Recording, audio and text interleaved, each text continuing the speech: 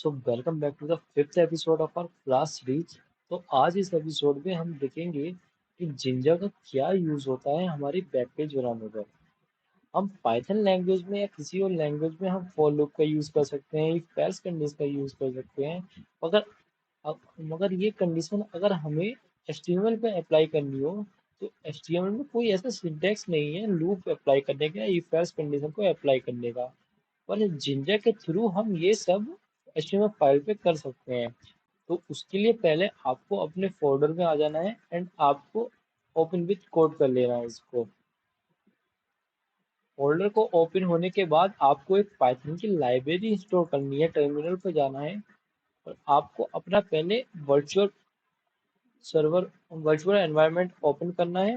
वो आपको कैसे करना है मैंने पिछले एपिसोड में बताया। ओपन पाइथन टैब प्रेस करना है, एस लिखकर टैब प्रेस करना है, ए लिखकर टैब प्रेस करना है and then active enter press कर देना है। तो आपका वर्चुअल एनवायरनमेंट एक्टिवेट हो गया है। अब आपको पिप इंस्टॉल जिंजा 2 लिखकर एंटर प्रेस करना है। तो मेरे में पहले से जिंजा 2 पड़ा था इसलिए मेरा पहले से सर्टिफाई है। आपको इंस्टॉल करने में थोड़ा सा वक्त लग सकता है। हम एपिसोड में फर्दर आगे जाने से पहले मैं आपको ये बता देता हूँ कि पाइथन में लिस्ट क्या होती है। तो उसके लिए मैं एक फाइल बना लेता हूँ, न्यू फाइल एल नाम से। देन लिस्ट एक कलेक्शन ऑफ एलिमेंट होती है जिसमें हम बहुत सारी वैल्यू स्टोर कर सकते हैं। सपोज हमने एक वैल्यू वरुण स्टोर कर ली है, एक वैल्यू 1, एक 2, एक 3 9.5, एक वैल्यू हमने 4 स्टोर कर ली है। अब एल अगर हम एल का टाइप चेक करें तो इसे रन करें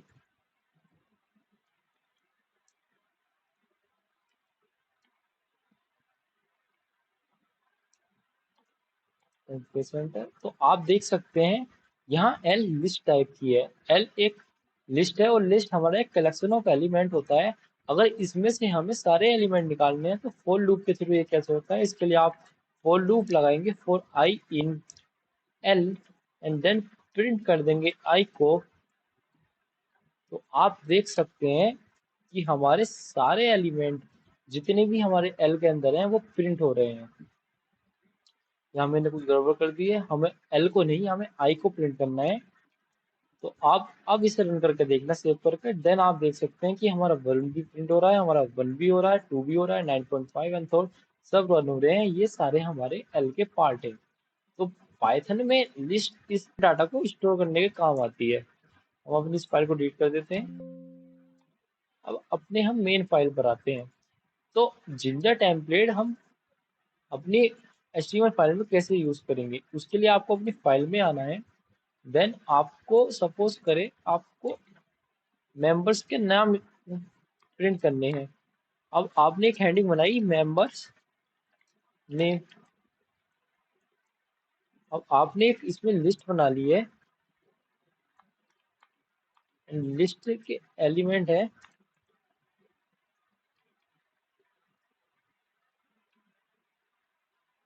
मेंबर, ये आपके एलिमेंट है मेंबर। अब आप क्या करेंगे, अपनी मेन फाइल पर आएंगे, एक लिस्ट बना लेंगे एल नाम की एंड देन उसमें कई सारे मेंबर के नाम दे देंगे। जैसे एक नाम मेंबर है वरुण, एक मेंबर हुआ उनींद, एक मेंबर हुआ युवराज, एक मेंबर हुआ यस। अब आप इसे मेंबर्स में पास कर देंगे इज इक्वल टू एल। अब अपनी आप एचटीएमएल फाइल पर आएंगे और यहाँ पर एक सिंटैक्स लिखेंगे जो है bracket for member in members and percentage का साइन लगा देंगे एंड यहाँ पे आप लगाएंगे परसेंट एंड 4%। अब अपनी पाइथन फाइल को रन करेंगे।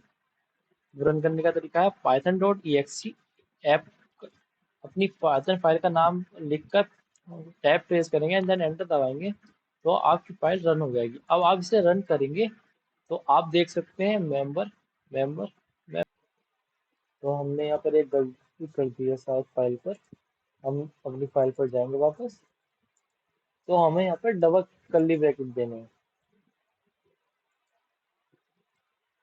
ये फॉर लूप का सिंटैक्स है हमारे एचटीएमएल फाइल पर। अब हम अपनी फाइल को सेव करेंगे एंड देन आकर इसे दोबारा रन करेंगे तो आप देख सकते हैं हमारे सारे मेंबरों के नाम फॉर लूप के थ्रू लिस्ट को हमने पास करा है एज अ वेरिएबल, इसमें as a variable. And then आप देख सकते हैं एचटीएमएल में वो सारे वेरिएबल लिस्ट के एज अ लिस्ट में एज अ लिस्ट प्रिंट हो गए हैं। तो जिंजा का यूज करके हम एचटीएमएल में भी फॉर लूप यूज कर सकते हैं, हम वेरिएबल भी पास कर सकते हैं। देखिए सपोज करें यहाँ आप लिस्ट पास नहीं कर रहे, आप नेम पास कर रहे हैं। Name is equal to name and आपने नेम रख दिया है ओबीटेक। अब आप अपनी इंडेक्स में आ रहे हैं एंड यहाँ पर ये सब काट कर आप लिख रहे हैं एडिंग वन, आप लिख रहे हैं एडिंग में लिख रहे हैं member name is equal to double curly bracket and इसमें आप लिख देंगे नेम।